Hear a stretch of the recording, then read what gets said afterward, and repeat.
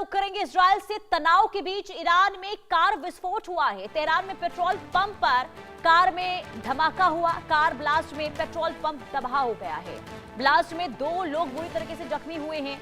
एक और बार स्थिति खराब होती हुई नजर आ रही है। एक और ईरान अमेरिका इजराइल जंग में फंसा हुआ है और इसी दौरान तेहरान के हाईवे पर मौजूद एक पेट्रोल पंप है जहां कार में धमाका हुआ है। धमाका इतना भीषण था कि पेट्रोल पंप तबाह हो गया है।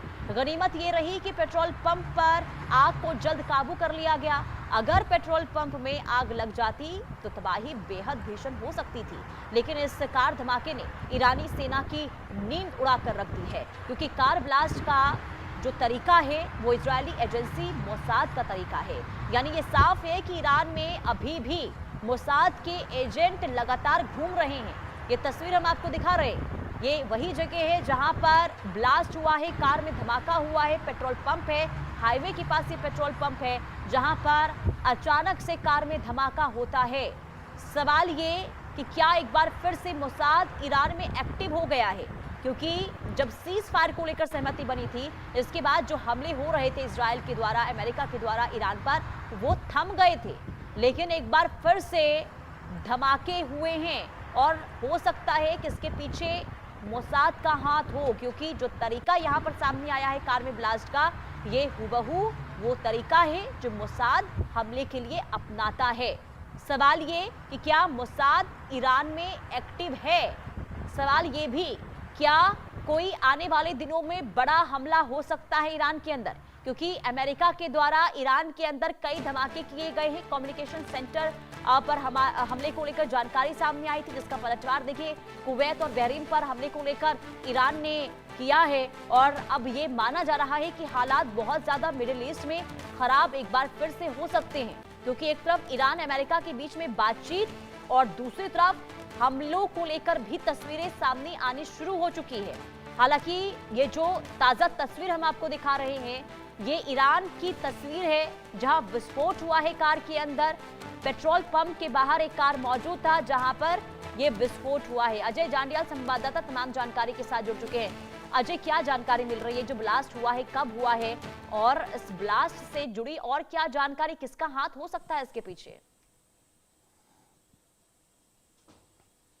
देखिए, बिल्कुल एक ब्लास्ट जो है वो पेट्रोल पंप के बाहर ईरान में हुआ, जिसके बाद कहीं ना कहीं इस चीज़ को लेकर आशंका है कि आखिरकार ये कोई विस्फोटक लगाकर रखा गया था या कोई और वजह थी। और ख़ासतौर पे मिडल ईस्ट में जो हालात बने हुए हैं उसमें एक चीज़ तो बड़ी स्पष्ट है कि इस वक्त ईरान किसी भी इंसिडेंट को जो है वो लाइटली नहीं ले सकता और ना ही वो लेगा, क्योंकि इस वक्त जिस तरीके से कल कुवैत पे हमला किया, उससे पहले भी आपने देखा तो किस तरीके से ईरान के हमलों का दौर जारी है।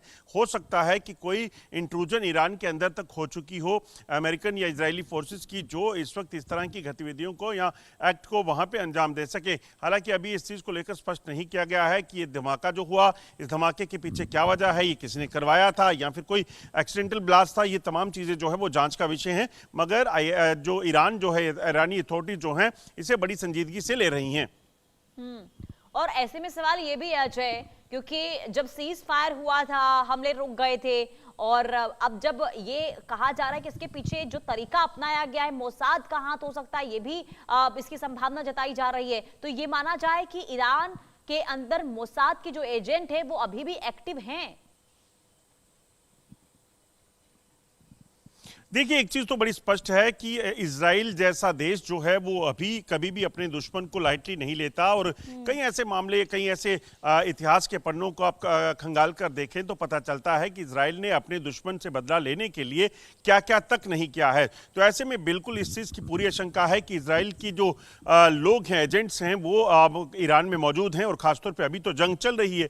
ऐसे में ये जो वॉर है, वॉर में किसी भी तरह के प्लानिंग जो है वो की जा सकती है। और दूसरी तरफ देखें, ना सिर्फ ये इंसिडेंट देखें, इससे पहले अगर आप देखें तो जिस तरीके से अमेरिका ने जब वहां पे ईरान में जो प्रोटेस्ट हुए थे, तब ईरान ने ये कहा था कि अमेरिका इसके पीछे है। तो ऐसे में हो सकता है कि अमेरिका और इजराइल कुछ ऐसी जो कूटनीति जो है वो चला रहे हैं और जिसके जरिए वो ईरान को कमजोर करना चाहते हो। तो ईरान के भीतर अगर ये धमाका हुआ है तो यकीनन ईरान इससे बड़ी संजीदगी से लेगा और देखेगा, इसको जांच करेगा कि आखिरकार ये क्या हुआ है। इसके पीछे मोसाद है, इसके पीछे अमेरिका है या फिर कोई और।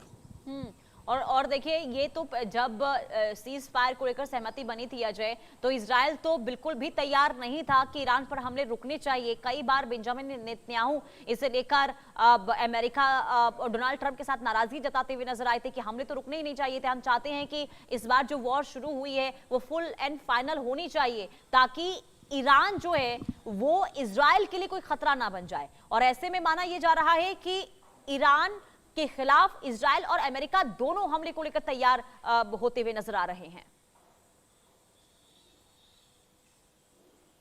देखिए, एक चीज़ तो बड़ी साफ है कि जिस तरीके के हालात चल रहे हैं, जिस तरीके से कल कुवैत में हमले हुए, मिसाइल और ड्रोन अटैक किए गए, ऐसे में ये बड़ी स्पष्ट सी बात है कि तीनों ही देश जो हैं वो तैयारी में हैं। हालांकि अब देखना होगा, ईरान ने जो कुवैत में हमला किया है, तो मिडल ईस्ट के ये जो देश हैं, खाड़ी देशों की ये जो हिस्से हैं, क्या